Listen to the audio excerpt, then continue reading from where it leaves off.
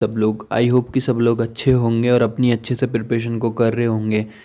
तो यार काफ़ी टाइम बाद वीडियो आ रही है, लगभग बहुत सारा टाइम हो चुका है क्योंकि बहुत सारी प्रॉब्लम्स चल रही थी एंड प्रिपरेशन के चक्कर में सारी चीज़ें नहीं हो पा रही थी।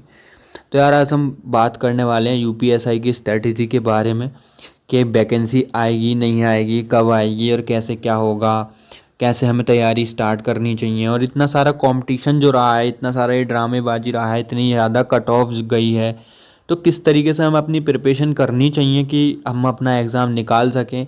काफ़ी पिछले टाइम से हमने मतलब इतने सारे एग्ज़ाम दिए हैं और हमारा कोई भी एग्ज़ाम क्लियर नहीं हो पा रहा है, फेलियर पे फेलियर देखने को मिल रहा है। तो उस चीज़ को कैसे इम्प्रूव कर सकते हैं, है ना। जो मैं अपने एक्सपीरियंस से सारी चीज़ें शेयर करूँगा, जितना मतलब मैंने भी फेलियर काफ़ी सामने किया है उसका, तो मैं आपको वो सारी चीज़ें बताऊँगा कि भाई किस तरीके से अपने आप को तुम इम्प्रूव कर सकते हो और जल्दी से जल्दी अपनी एक जॉब ले सकते हो। क्योंकि देखो यार, दिन ब दिन क्या है, कंपटीशन भाई बढ़ता हुआ जा रहा है, ठीक है। क्योंकि देखो हर साल तुमने देखा होगा वैकेंसीज़ भी अब अभी आ रही हैं, ये पुलिस वगैरह की जो वैकेंसी हैं, जैसे यूपी के अंदर जो वैकेंसी हैं ये अभी आ रही हैं। अगर आएंगी तो फिर उसके बाद इलेक्शन के बाद में कोई भी वैकेंसी तुम्हें देखने को नहीं मिलेगी, जैसे कि 4-5 साल से पहले नहीं आ रही थी, ठीक है। तो ज़्यादा बात नहीं करते, वीडियो को ज़्यादा बड़ा नहीं रखेंगे, तो चलिए स्टार्ट करते हैं स्ट्रेटजी कैसे हमें अपनी तैयारी को करना है, ठीक है।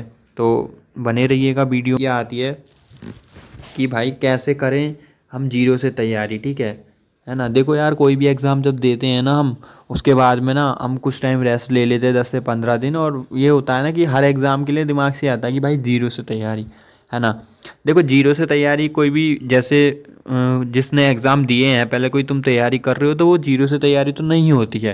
जीरो से उसके लिए किसी ने 12th पास करा है, ग्रेजुएशन पास करी है, पहली बार आया है, ठीक है, वो चीज़ है। तो देखो पहली चीज़ आपके मन में डाउट क्या आ रहा होगा सबसे बड़ा, कि भाई ये बताओ वैकेंसी आएगी या नहीं। तो देखो वैकेंसी आपकी आएगी, 100% वैकेंसी आएगी, और वैकेंसी आपको अक्टूबर के महीने में मिल सकती है। अक्टूबर, नवंबर, दिसंबर, ये 3 महीने में आपको मिल जाएगी देखने के लिए, ठीक है। देखो एग्जैक्ट किसी को भी नहीं पता एग्जैक्ट किस डेट को आएगी, कैसे किस मंथ को आएगी, बट इसमें हम अनुमान लगा सकते हैं। और वैकेंसी यूपीएसआई की 100% आएगी। यूपी कांस्टेबल को भाई मैं बता नहीं सकता आएगी नहीं आएगी, बट यूपीएसआई की 100% वैकेंसी तुम्हारे को देखने को मिलेगी। अब मेरे से अब एक चीज़ आप मुझे ये बताओ कि भाई आप लोग जो कह रहे हो कि वैकेंसी, आप ये बताओ कि ये पढ़ो मैंने क्या लिखा है कि भाई देखो तैयारी जो होती है वो नोटिफिकेशन को देख के नहीं होती है, ठीक है। नोटिफिकेशन आने के बाद तो सिर्फ रिवीजन होते हैं, मॉक टेस्ट दिए जाते हैं, सिर्फ खुद को इम्प्रूव करा जाता है, समझे।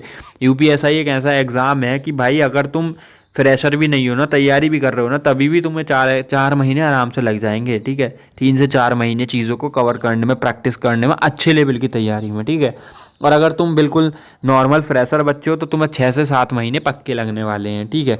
तो हमारे पास इतना टाइम है भी, अगर वैकेंसी आएगी तो एग्ज़ाम हमारा जनवरी फरवरी में होगा और मार्च भी जा सकता है 2027 में, ठीक है। तो तुम्हारे पास अभी 6-7 महीने 8 महीने हैं आराम से, कोई दिक्कत नहीं है। और ऐसा भी हो सकता है कि भाई दिसंबर में भी एग्ज़ाम हो सकता है अगर इलेक्शन से पहले हुआ तो, ठीक है। तो कम से कम भी अगर हम मानते हैं तो हमारे पास 5 से 6 महीने हैं अभी आराम से, ठीक है। तो आराम से कोई फ्रेशर बंदा भी और मीडिएट बच्चा भी आराम से कर सकता है तैयारी, ठीक है। तो भाई उसके लिए मैं आप लोगों को एक चीज़ बताने वाला हूँ। देखो यार, आपके एग्ज़ाम में आने वाले हैं 4 सब्जेक्ट, ये आपको पता है, ठीक है। हिंदी, रीजनिंग, मैथ्स और जीके। इसके अंदर भाई आपके 40 क्वेश्चन आएंगे, हर एक में 160 क्वेश्चन होते हैं, ठीक है। क्या होते हैं, 160 क्वेश्चन आपको मिलते हैं, देखो इधर है ना। 400 मार्क्स का आपका एग्ज़ाम होता है।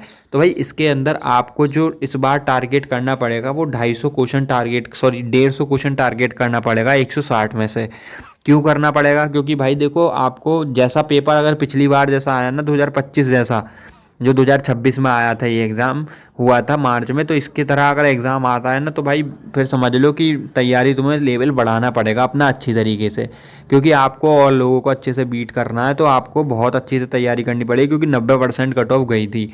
पेपर हार्ड आता है तो फिर उस हिसाब से कम भी हो जाएगा, बट मेरे हिसाब से तुम अपना माइंडसेट बना लो। देखो 2021 का जो पेपर था ना, वो इतना ये नहीं था कि उसमें आप आराम से 150 क्वेश्चन नहीं कर सकते। अगर आप अच्छे से तैयारी करोगे तो 145 क्वेश्चन उस एग्ज़ाम में कर सकते हो 2021-2017 वाले में, ठीक है। ये टफ माने जाते हैं एग्ज़ाम अगर तैयारी करो तो। अब जब ये दोनों टफ माने गए तब सोचो तो तुम इतना करके जाओगे, अगर टफ भी आ जाएगा तब भी तुम्हारा नंबर आना ही है। तभी मैं कह रहा हूँ तैयारी का लेवल बहुत ऊपर लेके चलो।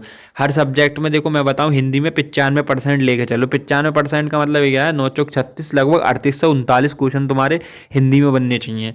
ठीक है। उसके बाद में रीजनिंग में भी तुम्हारे भाई ट्राई करो रीजनिंग में 40 में से 40 करने का, ना तो 39 क्वेश्चन तक होने चाहिए। मैथ्स के अंदर भी तुम आराम से अपना अगर कमज़ोर है तो 36 प्लस क्वेश्चन अपने लेके चलो।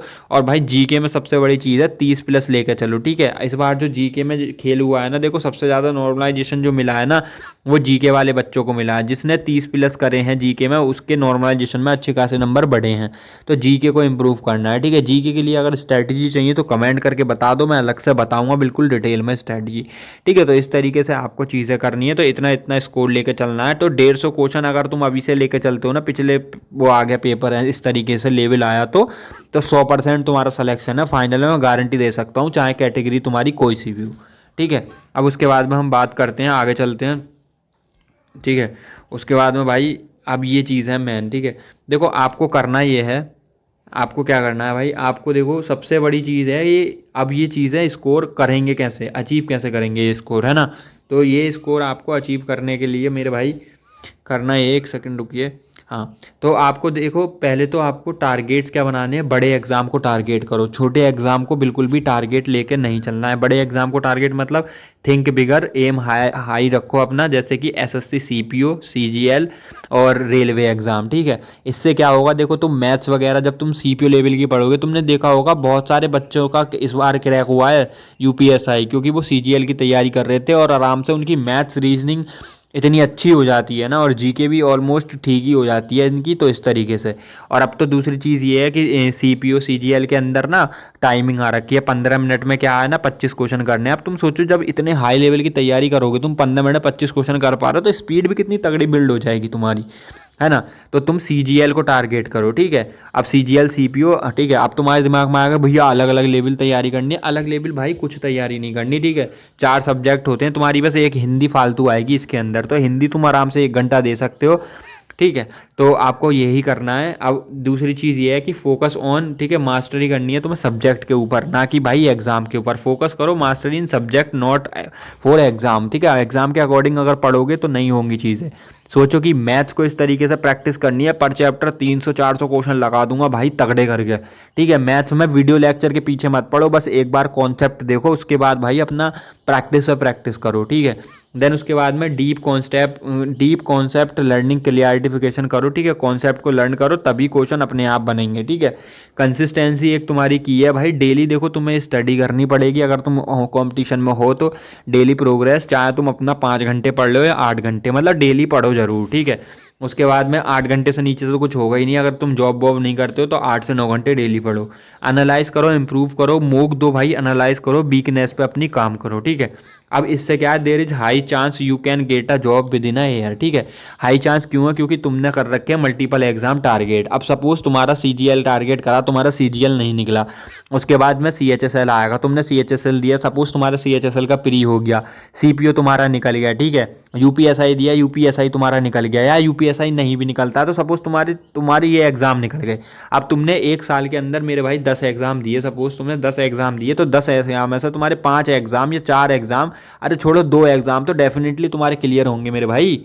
तो वो चीज़ मैं तुम्हें समझाना चाह रहा हूँ। और तुम सिर्फ यूपीएसआई टारगेट करोगे तो यूपीएसआई एग्जाम हो जाएगा, और तुम्हारा एग्जाम नहीं निकला तो फिर तुम जीरो से चीज़ें स्टार्ट करोगे, फिर तुम कोई और चीज़ ढूंढोगे, ठीक है। तो एग्जाम उनके निकलते हैं जो मल्टीपल एग्जाम को टारगेट करते हैं, तो मल्टीपल एग्जाम को टारगेट करिएगा भाई, तो ज़्यादा चांस है तुम जल्दी जॉब ले सकते हो, ठीक है।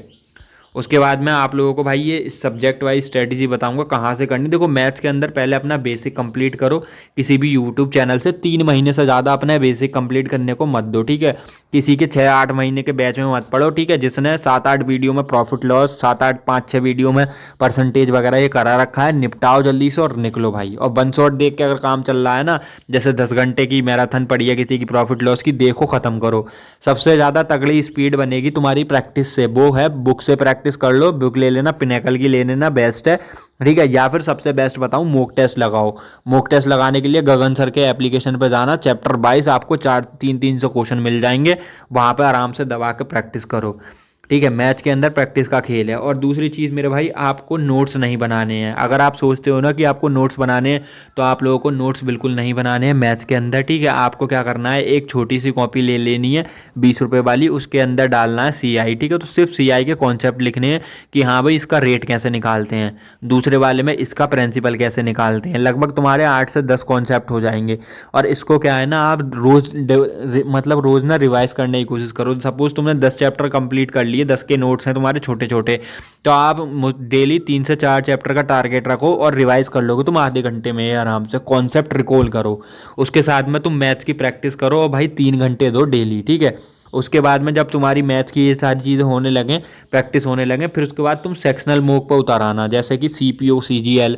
इसमें जब तुम लगाओगे ना 25, मतलब क्या है ना, 25 क्वेश्चन जब तुम 15 मिनट में करोगे तो तुम्हारी स्पीड बहुत तगड़ी बिल्ड हो जाएगी। और उसके बाद जब तुम UPSI की मैथ्स वगैरह उठाओगे तो तुम ये कहोगे बहुत टुच्चा लेवल है भाई, कुछ नहीं है UPSI, फाड़ के रख दोगे। सही बता रहा हूँ आपकी, क्योंकि स्पीड बिल्ड हो चुकी होगी और कॉन्सेप्ट क्लियरिटी, क्योंकि हाई लेवल से आप गुजर चुके होगे, हाई लेवल क्वेश्चन से। ये चीज़ करनी है। उसके बाद भाई रीजनिंग में आपको 15 दिन में सिर्फ रीजनिंग कंप्लीट करनी है। कैसे ही करके 2 घंटे रीजनिंग को दे दो स्टार्टिंग में। ठीक है, स्टार्टिंग में 3 सब्जेक्ट पढ़ लो, मैथ, रीजनिंग, हिंदी। जीके को अभी होल्ड पर कर देना 2 महीने के लिए। रीजनिंग जब तुम्हारी कंप्लीट हो जाएगी, अगर कंप्लीट है तो सिर्फ मॉक टेस्ट लगाओ, CGL CPO रेलवेज और आप यूपी पुलिस कांस्टेबल सारे, मतलब डेली 2 मॉक सेट करो कि आज 2 मॉक SI के दूंगा, आज 2 मॉक CGL के दूंगा, इस तरीके से। ठीक है, उसके बाद भाई जीके के लिए मैं डिटेल स्ट्रेटेजी आपको बाद में बता दूंगा, अगर आप चाहते हो कमेंट करोगे तो। बट आपको इसमें बता देता हूँ, आप फैटमैन बाय कर लेना 2.0, परमार सर की है। अगर आप फ्रेशर नहीं है तो, और फ्रेशर हैं तो भी मंगा लेना इसको। और अब उसके हिसाब से आपको नोट्स नहीं बनाने हैं, वीडियो देखो और अपनी किताब से पढ़ो। ठीक है, नोट्स बिल्कुल मत बनाओ, नोट्स बनाने में टाइम वेस्ट है भाई। 1-2 साल की मेहनत बता रहा हूँ अपनी, मैंने बहुत बर्बादी करी है। लेखक बनने से कुछ नहीं होता, एग्जाम निकलना चाहिए, माइंड में चीज़ें सेव होनी चाहिए। हिंदी के लिए one of the best option आपको राजपाल यादव की बुक मंगा लेनी है। कंसाइज है, अच्छी है, पढ़ने में मज़ा आएगा। उसके बाद इसमें बहुत सारे ढेर सारे PYQ प्रैक्टिस मिल जाएगी तुम्हें, और बस मॉक टेस्ट देना है। बस राजपाल यादव की एक बुक मंगाओ, इससे प्रैक्टिस करो, कुछ नहीं। बुक है सारी चीज़ इसमें मिल जाएगी, तो इस तरीके से तैयारी कर सकते हैं। और आपको कोई डाउट है कमेंट कर देना, मैं उस सब्जेक्ट पर वीडियो बना दूंगा। मिलते हैं नेक्स्ट वीडियो में। Bye bye, thank you.